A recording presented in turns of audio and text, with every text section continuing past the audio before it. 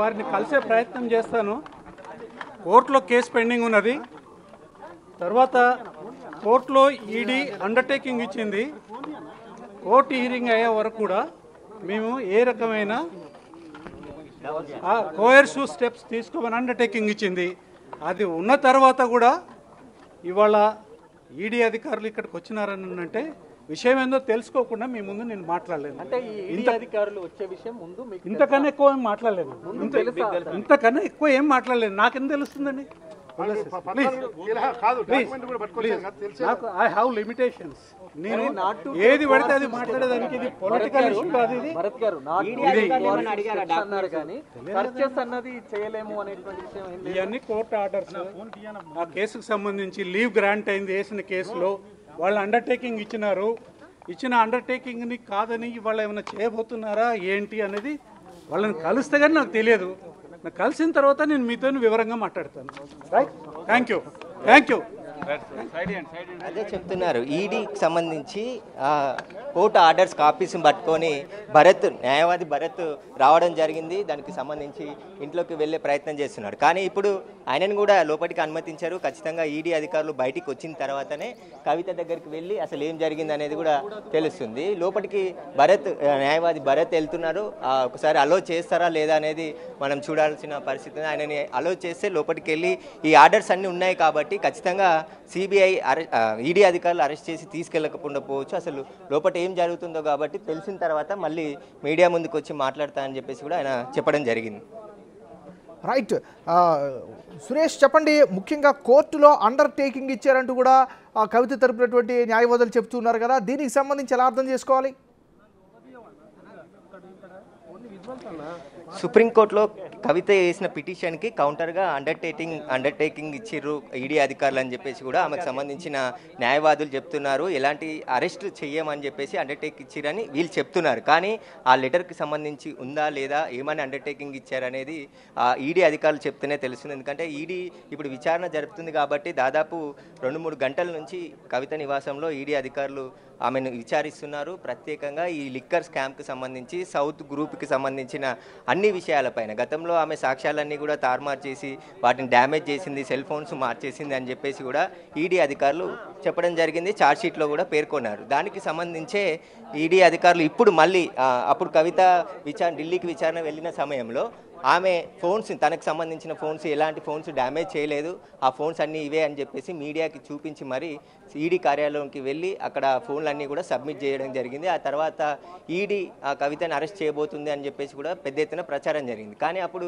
Arrest జరగలేదు. ఇప్పటికీ అనేక సార్లు నోటీసులు ఇచ్చి పిలుస్తున్నారు, విచారిస్తున్నాం అంటున్నారు. కానీ ఇతర వ్యక్తులని ఈ కేసులో, లిక్కర్స్ కేసులో అరెస్ట్ చేయడం జరిగింది. సౌత్ గ్రూప్కి సంబంధించిన ఉన్న వారి పాత్ర పైన ఛార్జ్షీట్లు కూడా వేయడం జరిగింది. కాబట్టి విచారణ కొనసాగుతుంది. ఇప్పుడు ఈ సుప్రీంకోర్టుకు సంబంధించిన ఏదైతే ఈరోజు ఆర్గ్యుమెంట్కి సంబంధించి 19th వాయిదా పడిందని చెప్తున్నారో ఆ 19th తర్వాత ఎలాంటి తీర్పు వస్తుంది? ఎందుకంటే చిదంబరంకి సంబంధించిన ఆయన భార్య కూడా ఈడీకి సంబంధించి దర్యాప్తుపై సుప్రీంకోర్టులో కేసు వేసింది కాబట్టి ఆ కేసు ఈ కేసు అన్నిటిని కూడా విచారించి ఒక ఆర్డర్ ఇచ్చే అవకాశం ఉంటుందని చెప్పేసి కూడా వెయిట్ చేస్తున్నారు. అందులో భాగంగానే పోయిన నెలలో సిబిఐ కూడా కవితకి నోటీసులు ఇచ్చి విచారణకి రావాలని చెప్పేసి ఆదేశాలు ఇచ్చింది. అప్పుడు నోటీసుల్లో రిప్లై ఇస్తూ నేను రాలేకపోతున్నాను, పొలిటికల్ ఎలక్షన్స్ ఉన్నాయి కాబట్టి దాంట్లో బిజీగా ఉన్నానని చెప్పేసి సిబిఐకి లెటర్ ద్వారా కవిత తెలపడం జరిగింది.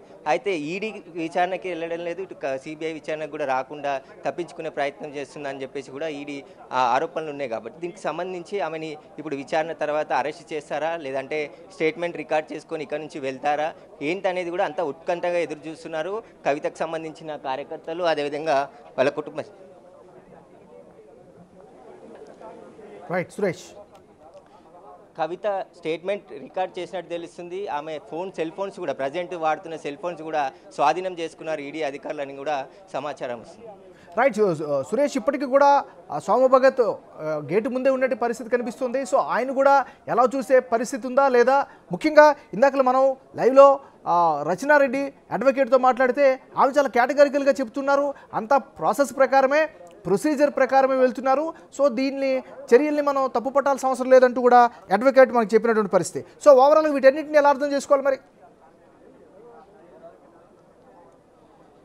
ఈడీకి చాలా ప్రత్యేకమైన అధికారాలు ఉన్నాయి. ఎక్కడికైనా వెళ్ళొచ్చు, ఎవరినైనా విచారించవచ్చు.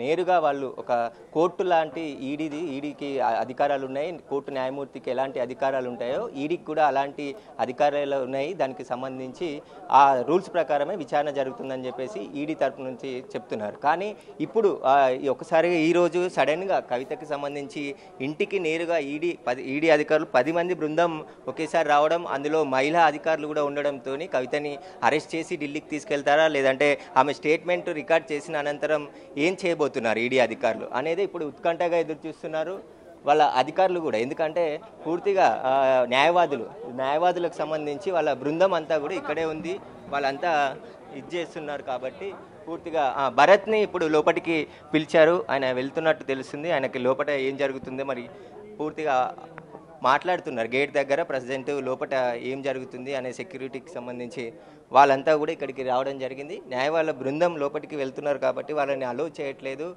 ఈడీ అధికారులు అలౌ చేస్తేనే లోపలికి వెళ్ళాల్సిన పరిస్థితి ఉంటుంది. కాబట్టి ఆయన ఇక్కడ నుంచి పక్కకి వెళ్తున్నారు. దానికి సంబంధించి ఎందుకంటే ఈ మధ్యాహ్నం నుంచి ఇక్కడికి రావడం జరిగింది ఈడీ అధికారులు ఇంట్లో అందరినీ. ఎందుకంటే ఈ సౌత్ గ్రూప్కి సంబంధించి లిక్కర్ కేసులో భారీగా ముడుపులు మళ్లించినట్టు తెలుస్తుంది. కాబట్టి దీనికి సంబంధించి ఆమె స్టేట్మెంట్ను రికార్డ్ చేస్తున్నారు అధికారులు. ఒకసారి మళ్ళీ మీడియాతో భరత్ మాట్లాడుతున్నారు. ఒకసారి మీరు వెయిట్ చేయండి, అయిపోయిన తర్వాత అలో చేస్తాం. సుప్రీంకోర్టులో కేసు ఈరోజు విచారణకు వచ్చింది, ఈరోజు రైట్ జరుగుతుంది. దాన్ని మీరు ఏ రకంగా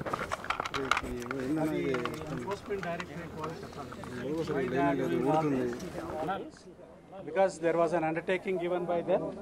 That undertaking is that till the case is heard and decided, whatever is pending before the Supreme Court, they have given undertaking they will not take any coercive steps.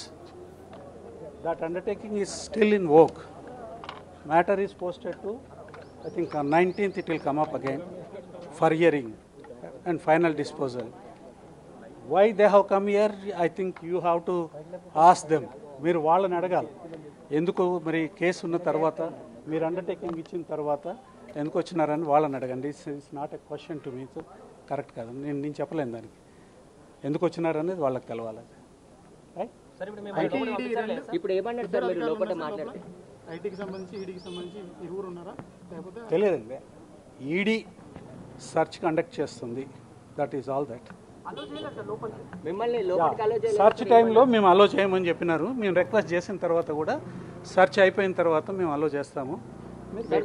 Order కాపీలు తీసుకొచ్చారు, ఏం తీసారు sir? Order copy, court order copies చూపించారు ఇంతకుముందు, ఏం తీసారు? Court order copy నేను ఏదైతే ఇప్పుడు చెప్పినాయో దానికి సంబంధించింది. ఇది సుప్రీంకోర్టులో కేసు పెండింగ్ ఉన్నది. ఆ కేసు డిసైడ్ అయ్యేదాకా కోఆర్సివ్ స్టెప్స్ తీసుకోమని చెప్పినారు. అవి అది కోర్టు దగ్గర 19వ తారీఖు నాడు హియరింగ్కి వస్తున్నాయి. ఈ లోపల ఎందుకు చేస్తున్నారు ఏమిటి అని మీరు నన్ను అడిగే బదులు ఎన్ఫోర్స్మెంట్ డైరెక్టరేట్ వాళ్ళని అడగండి. అడిగితే వాళ్ళ దగ్గర ఉన్న సమాధానం ఉంటే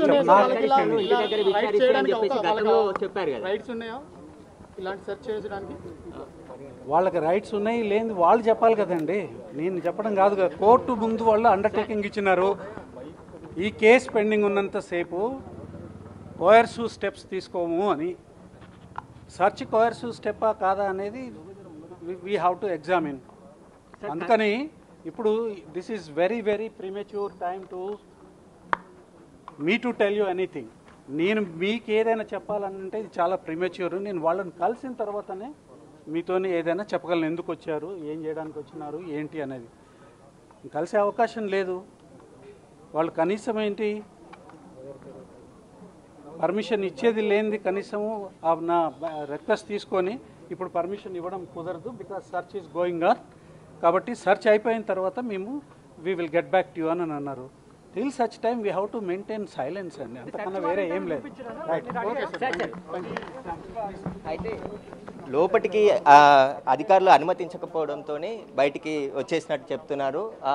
ఏదైతే ఈడీ అధికారులు కోర్టుకు సంబంధించిన లెటర్లు ఉన్నాయో వాటిని కూడా ఆర్డర్ కాపీలను తీసుకొచ్చారు. ఈడీ ఎలాంటి చర్యలు తీసుకోమని చెప్పేసి కూడా చెప్పిందని చెప్పేసి ఆయన చెప్తున్నాడు. కానీ ఇప్పుడు ఈ విచారణ ఇప్పుడు మళ్ళీ కవిత నివాసానికి వచ్చి విచారణ చేస్తున్నారు, స్టేట్మెంట్ రికార్డ్ చేస్తున్నారు. వాళ్ళు వెళ్ళిన తర్వాతనే ఏం జరిగింది, అసలు ఎందుకు వచ్చారు, ఏమని స్టేట్మెంట్ రికార్డ్ చేసుకుంటున్నారు అనేది కూడా పూర్తిగా విషయాలు తెలిసే అవకాశం ఉంటుందని చెప్పేసి కూడా న్యాయవాది భరత్ చెప్తున్నారు. రైట్ సురేష్, ఈ సోదాలు ఎంతవరకు జరిగే అవకాశాలు ఉన్నాయి, ఈ రోజంతా జరుగుతాయా, దీనికి సంబంధించి జనరల్గా ఈడీ సోదాలకు సంబంధించినటువంటి నేచర్ ఎలా ఉందంటే ఏం చెప్తారు?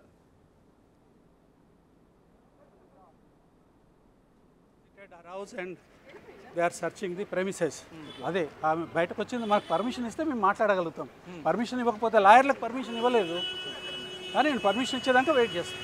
దట్స్ ఇట్, అంతే, అంతకుమించి